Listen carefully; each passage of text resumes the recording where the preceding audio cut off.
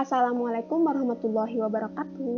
Halo semuanya, perkenalkan nama saya Anissa. Di sini, saya akan menjelaskan materi tentang perlawanan di Maluku dan di Bali.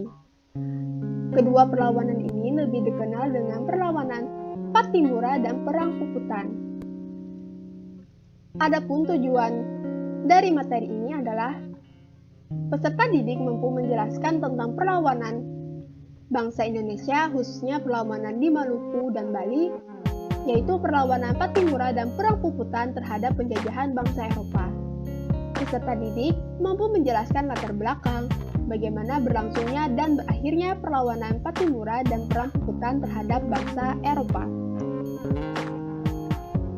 Ketiga, peserta didik mampu membuat review perlawanan bangsa Indonesia, khususnya perlawanan Patimura dan Perang Puputan.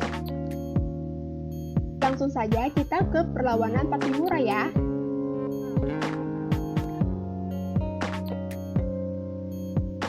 Latar belakang perlawanan Patimura. Sebelum dikuasai oleh pemerintah kolonial Belanda, Maluku pernah dikuasai oleh VOC dan Inggris sebelumnya. Setelah pemerintah kolonial Belanda kembali menguasai Maluku, pemerintah kolonial memberlakukan kebijakan lama yang dilakukan oleh VOC sebelumnya. Selain kerja rodi, rakyat Maluku juga harus membuat garam dan ikan asin tanpa dibayar untuk diangkut ke kapal Belanda.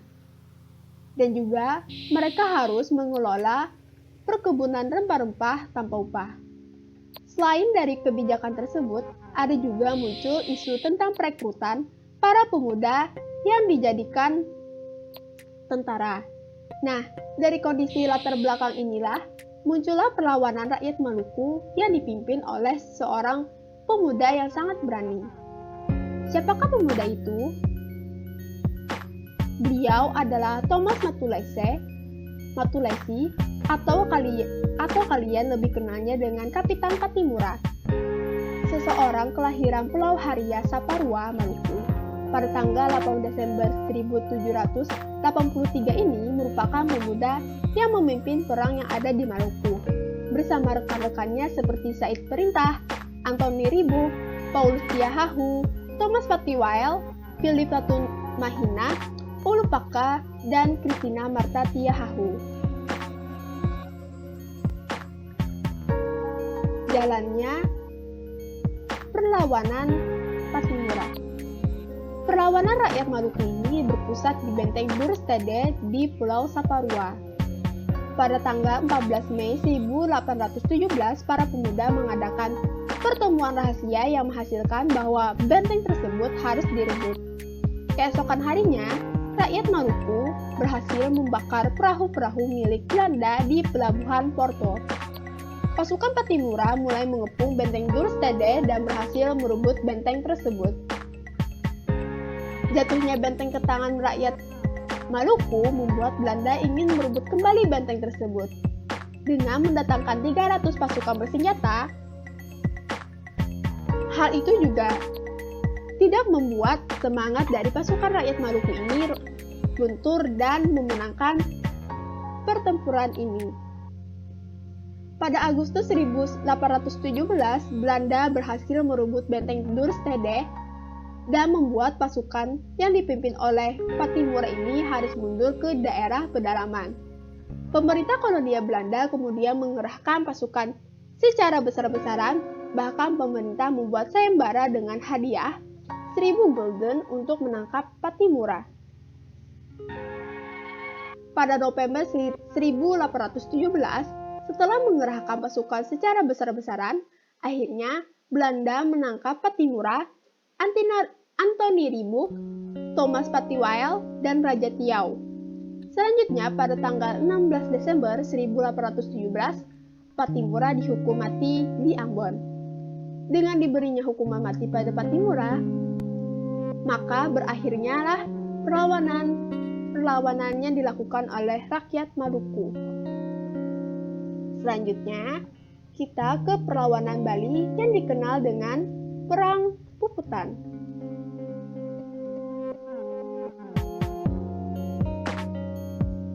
Latar belakang Perang Puputan. Pada abad ke-19, di Bali terdapat 9 kerajaan, yaitu Kerajaan Klungkung, Gianyar, Badung, Karangasem, Buleleng, Mengwi, Jembrana, Tabanan, dan Bangli. Pada saat itu, pemerintah kolonial Belanda dipimpin oleh De Lesseps mulai menjalin kontrak dengan kerajaan-kerajaan di Bali dan menyebarkan pengaruhnya di Bali.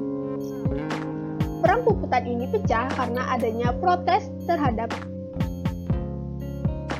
hak tawan karang tentang hak-hak kerajaan Bali untuk merampas kapal asing berserta muatannya yang terdampar di Bali. Namun Raja Buleleng dan Karangasem menolak meratifikasi penghapusan hukum tawan karang ini. Jalannya Perang Puputan. Perang Puputan ini dipimpin oleh Raja Gusti Ngurah Made Karangasem dengan patihnya I Gusti Ketut Jilatik. Pada tanggal 20 Juni 1846 terjadi pertempuran sengit antara Raja Buleleng yang dibantu oleh pejuang Karangasem dan Klungkung melawan Belanda. Belanda kemudian mengeluarkan ultimatum agar raja-raja mematuhi dan melaksanakan isi perjanjian yang telah ditandatangani. Namun Raja Bali tidak menghiraukan ultimatum Belanda dan justru mempersiapkan diri untuk melawan Belanda selanjutnya.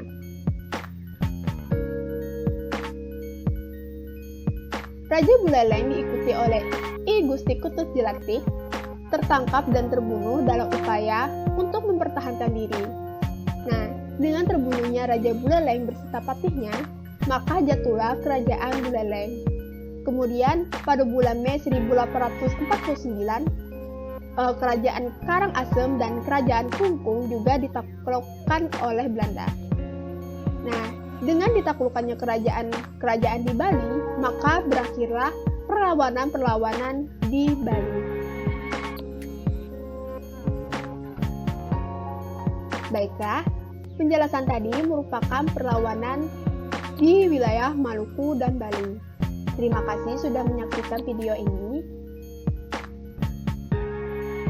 Semoga apa yang ditampilkan menjadi pelajaran dan ilmu yang bermanfaat. Terima kasih dan sampai jumpa di materi selanjutnya. Wassalamualaikum warahmatullahi wabarakatuh.